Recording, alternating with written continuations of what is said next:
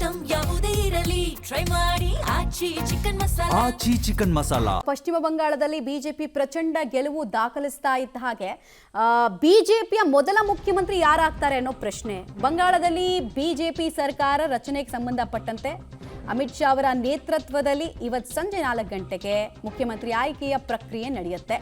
CM ಆಗಿ ಬಹುತೇಕ ಸುವೇಂದು ಅಧಿಕಾರಿ ಆಯ್ಕೆ ಆಗೋ ಸಾಧ್ಯತೆ ಇದೆ. ಬಿಕಾಸ್ ಅವರ ಚರಿಷ್ಮಾ, ಆರಾ ಮತ್ತು ಸಂಘಟನಾ ಸಾಮರ್ಥ್ಯ, ಹೈ ಪ್ರೊಫೈಲ್ ವ್ಯಕ್ತಿಗಳನ್ನು ಸೋಲಿಸಿದ ಛಾತಿ, ಈ ಕಾರಣಕ್ಕೆ ಅವ್ರಿಗೆ ಕಂಪೇರ್ ಮಾಡಿದ್ರೆ ಬೇರೆಯವ್ರ ತೂಕ ಸ್ವಲ್ಪ ಕಡಿಮೆ ಇದೆ ಅಂತ.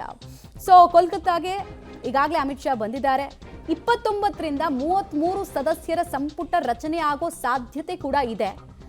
ಸಂಪುಟದಲ್ಲಿ ಯಾರು ಹೆಚ್ಚು ಪ್ರಭಾವಿ ಮಿನಿಸ್ಟರ್ ಆಗಿ ಹೊರಹೊಮ್ತಾರೆ, ಯಾಕಂದರೆ ಫಸ್ಟ್ ಟೈಮ್ ಯಾರಿಗೂ ಕೂಡ ಅಲ್ಲಿ ಬಿಜೆಪಿಯಲ್ಲಿ ಮಿನಿಸ್ಟರ್ ಆಗಿ ಅನುಭವನೇ ಇಲ್ಲ, ಇವ್ರಿಗೆ ಇದು ಕೊಡ್ಬೋದು ಅನ್ನೋದಕ್ಕೆ. ಸೊ ಯಾರ ಸಾಮರ್ಥ್ಯ ಏನು ಅನ್ನೋದನ್ನ ಹೇಗೆ ಅಳಿತಾರೆ ಅನ್ನೋದು ಇಂಪಾರ್ಟೆಂಟ್ ಆಗುತ್ತೆ. ಜೊತೆಗೆ ಇಬ್ಬರು DCMಗಳ ಆಯ್ಕೆ ಕೂಡ ಮಾಡೋ ಸಾಧ್ಯತೆ ಇದೆ.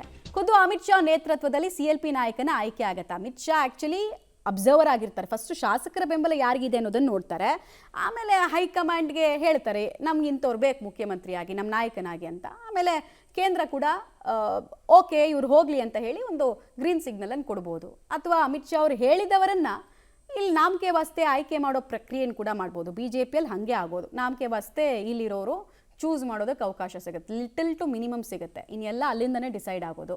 ಸೊ ಇಷ್ಟು ದಿನ ಬೇರೆ ರಾಜ್ಯದಲ್ಲಿ ರಿಸ್ಕ್ ತೊಗೊಳ್ತಾ ಇದ್ರು, ಬಟ್ ಆ ರಿಸ್ಕನ್ನು ಪಶ್ಚಿಮ ಬಂಗಾಳದಲ್ಲಿ ತೆಗೆದುಕೊಳ್ತಾರೆ ಅಂತ ನಮಗಂತೂ ಅನಿಸ್ತಾ ಇಲ್ಲ.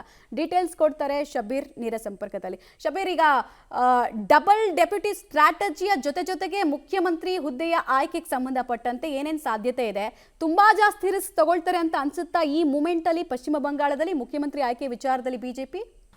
ಮಮತಾ, ಇವತ್ತು ಸಂಜೆ 4 ಗಂಟೆಗೆ ಬಿಜೆಪಿಯ ಶಾಸಕಾಂಗ ಪಕ್ಷದ ಸಭೆಯನ್ನು ಕರೆಯಲಾಗಿರುವಂಥದ್ದು. ಕೇಂದ್ರ ಗೃಹ ಸಚಿವ ಮತ್ತು ಈ ಮುಖ್ಯಮಂತ್ರಿ ಆಯ್ಕೆಯಲ್ಲಿ ವೀಕ್ಷಕರಾಗಿ ನೇಮಕ ಆಗಿರುವಂಥ ಅಮಿತ್ ಶಾ ಅವರು 4 ಗಂಟೆಗೆ ಸಭೆಯ ನೇತೃತ್ವವನ್ನು ವಹಿಸ್ತಾರೆ. ಬಹುತೇಕ ಎಲ್ಲ ಶಾಸಕರುಗಳು ಕೂಡ ತಮ್ಮ ಅಭಿಪ್ರಾಯವನ್ನು ವ್ಯಕ್ತಪಡಿಸಲಿಕ್ಕೆ ಅವಕಾಶಗಳು ಸಿಗಬಹುದು ಅನ್ನುವಂತಹ ಮಾತುಗಳು ಕೂಡ ಈಗ ಸದ್ಯಕ್ಕೆ ಕೇಳಿ ಬರ್ತಾ ಇರುವಂಥದ್ದು. ಮುಖ್ಯಮಂತ್ರಿ ಯಾರಾಗಬೇಕು ಅನ್ನೋದಕ್ಕೆ ಸಂಬಂಧಪಟ್ಟಂತೆ ಒಂದಷ್ಟು ಚರ್ಚೆಗಳು, ಸಮಾಲೋಚನೆಗಳು ನಡೀಬೋದು. ಮುಖ್ಯವಾಗಿ ಸುವೇಂದು ಅಧಿಕಾರಿ, ದಿಲೀಪ್ ಘೋಷ್, ಸಮೀಕ್ ಭಟ್ಟಾಚಾರ್ಯ, ಹೀಗೆ ಬೇರೆ ಬೇರೆ ಪ್ರಮುಖ ಹೆಸರುಗಳು ಕೂಡ ಈಗ ಚಾಲ್ತಿಯಲ್ಲಿ ಇರುವಂಥದ್ದು. ನೋಡಿ, ಹೇಳಿ ಕೇಳಿ ಪಶ್ಚಿಮ ಬಂಗಾಳ ಅತ್ಯಂತ ಸೂಕ್ಷ್ಮ ರಾಜ್ಯ ಆಗಿರುವಂಥದ್ದು. ಮತ್ತು TMCಯನ್ನು ನಿಯಂತ್ರಿಸೋದರ ಜೊತೆಗೆ ಉತ್ತಮ ಆಡಳಿತವನ್ನು ಕೊಡುವಂತಹ ಪ್ರಯತ್ನಗಳು ಕೂಡ ಆಗಬೇಕು. ಹೀಗಾಗಿ ಆಡಳಿತದ ಅನುಭವ ಅಥವಾ ರಾಜಕೀಯದಲ್ಲಿ ಹೆಚ್ಚು ಅನುಭವ ಇರುವಂತಹ ನಾಯಕನನ್ನೇ ಇಲ್ಲಿ ಗುರುತಿಸಿ ಮುಖ್ಯಮಂತ್ರಿಗೆ ಹುದ್ದೆಗೆ ನೇಮಿಸಬೇಕಾದಂಥ ಅನಿವಾರ್ಯತೆ ಬಿಜೆಪಿಯ ಮುಂದೆ ಇದೆ.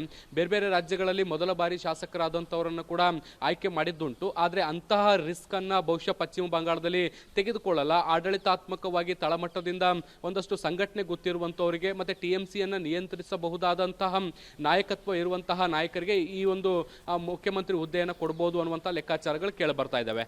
ಆ ಪೈಕಿ 2 ಹೆಸರುಗಳು ಮುನ್ನೆಲೆ ಇರುವಂಥದ್ದು, ಸುವೇಂದು ಅಧಿಕಾರಿ ಮತ್ತು ದಿಲೀಪ್ ಘೋಷ್ ಅವರ ಹೆಸರುಗಳು ಕೂಡ ಹೆಚ್ಚು ಚರ್ಚೆಯಲ್ಲಿರುವಂಥದ್ದು. ಹೀಗಾಗಿ ಇವತ್ತಿನ ಸಭೆಯಲ್ಲಿ ಬಹುತೇಕ ಮುಖ್ಯಮಂತ್ರಿಯ ಹೆಸರನ್ನು ಘೋಷಣೆ ಮಾಡುವಂಥ ಸಾಧ್ಯತೆಗಳನ್ನು ಕೂಡ ನಿರೀಕ್ಷೆ ಮಾಡಲಾಗುತ್ತೆ. ಬಹುತೇಕ ದೆಹಲಿ ಹೈಕಮಾಂಡ್ ಎಲ್ಲವನ್ನ ಕೂಡ ನಿರ್ಧಾರ ಮಾಡಿರುತ್ತೆ, ಯಾರು ಮುಖ್ಯಮಂತ್ರಿ ಮಾಡಬಹುದು, ಯಾರನ್ನ ಮಾಡಿದ್ರೆ ಏನೆಲ್ಲ ಆಗಬಹುದು ಅನ್ನುವಂಥದ್ದು. ಈ ಫಾರ್ಮಾಲಿಟೀಸ್ಗೋಸ್ಕರ ಒಂದು ಸಭೆಯನ್ನು ಕರೆದು ಆ ಸಭೆಯಲ್ಲಿ ಹೈಕಮಾಂಡೇ ಇಂಥ ಒಬ್ಬರ ಹೆಸರನ್ನ ಸೂಚಿಸಿ ಇವರಿಗೆ ಬೆಂಬಲವನ್ನು ಕೊಡಬೇಕು ಅನ್ನುವಂಥ ನಿಟ್ಟಿನಲ್ಲಿ ನಿರ್ದೇಶನವನ್ನು ಕೊಡಬಹುದು, ಅಥವಾ ಶಾಸಕರ ಅಭಿಪ್ರಾಯ ಏನಿದೆ ಅನ್ನುವಂಥ ನಿಟ್ಟಿನಲ್ಲಿ ತಿಳ್ಕೊಳ್ಳುವಂಥ ಪ್ರಯತ್ನಗಳನ್ನು ಕೂಡ ಮಾಡಬಹುದು. ಅಂತಿಮವಾಗಿ ಸಭೆ ಆರಂಭ ಆದ ಬಳಿಕ ಯಾವ ಪ್ಯಾಟರ್ನ್ ಅನ್ನ ಹೈಕಮಾಂಡ್ ಪಾಲಿಸ್ತಾ ಇದೆ ಅನ್ನುವಂಥದ್ದನ್ನು ಕೂಡ ನಾವು ಅಂದಾಜು ಮಾಡಬಹುದು. ಒಟ್ಟಿನಲ್ಲಿ ಇವತ್ತು ಸಂಜೆಯ ವೇಳೆಗೆ ಪಶ್ಚಿಮ ಬಂಗಾಳಕ್ಕೆ ನೂತನ CM ಯಾರಾಗ್ತಾರೆ ಅನ್ನುವಂಥದ್ದು ಗೊತ್ತಾಗಲಿದೆ.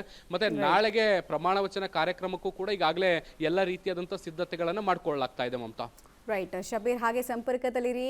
ಒಂದು TMCಯ ವರ್ಕಿಂಗ್ ಸ್ಟೈಲ್ ತುಂಬಾ ಚೆನ್ನಾಗಿ ಗೊತ್ತಿರುವಂತಹ ಸುವೇಂದು ಅಧಿಕಾರಿಯನ್ನೇ ಆಯ್ಕೆ ಮಾಡಿಕೊಳ್ಳೋ ಅನಿವಾರ್ಯತೆ ಬಿಜೆಪಿ ಕೂಡ ಇದೆ. ಯಾಕಂದ್ರೆ ಜನರ ಮನಸ್ಸನ್ನು ಹೇಗೆ ಗೆಲ್ಲಬೇಕು, ಸಂಘಟನೆ ಅನ್ನೋದು ವೃದ್ಧಿಸ್ತಾ ಹೋಗಬೇಕು. ಸ್ವಲ್ಪ ಯಾಮಾರಿದ್ರು ಕೂಡ ಮತ್ತೆ TMC ಅಥವಾ ಎಡಪಕ್ಷಗಳಿಗೆ ಅಲ್ಲಿ ಆಕ್ಸಿಜನ್ ಕೊಟ್ಟಂಗಾಗತ್ತೆ. ಹೀಗಾಗಿ ಮುಖ್ಯಮಂತ್ರಿ ಆಯ್ಕೆ ಮತ್ತು ಉಳಿದ ಸಂಪುಟದ ಸಚಿವರ ಆಯ್ಕೆಯಲ್ಲಿ ಅಳೆದು ತೂಗೋ ಕೆಲಸವನ್ನು ಮಾಡ್ತಾ ಇದ್ದಾರೆ. ಮತ್ತು ಈಗಿರುವಂತಹ ಅತಿ ದೊಡ್ಡ ಸಮಸ್ಯೆ ಪಶ್ಚಿಮ ಬಂಗಾಳದಲ್ಲಿ ಅಂತ ಹೇಳಿದ್ರೆ ಇನ್ಫಿಲ್ಟ್ರೇಷನ್, ಅಂದರೆ ಅಕ್ರಮವಾಗಿ ಬಾಂಗ್ಲಾ ವಲಸಿಗರು ಬಂದಿದ್ದಾರಲ್ಲ, ಗೌರ್ಮೆಂಟ್ ಬಂದ ತಕ್ಷಣನೇ ಫಸ್ಟ್ ಕೆಲಸ ನಾವು ಅವ್ರದ್ದೆಲ್ಲ ಹೊರಗೆ ಹಾಕ್ತೀವಿ, ಆ ನಿಟ್ಟಿನಲ್ಲಿ ಹೆಜ್ಜೆ ಇಡ್ತೀವಿ ಅಂತ ಹೇಳಿದ್ದಾರೆ. ಸೊ ಆ ಯೋಜನೆಯ ಹೆಸರು ಏನಾಗಿರುತ್ತೆ ನೋಡಬೇಕಾಗತ್ತೆ.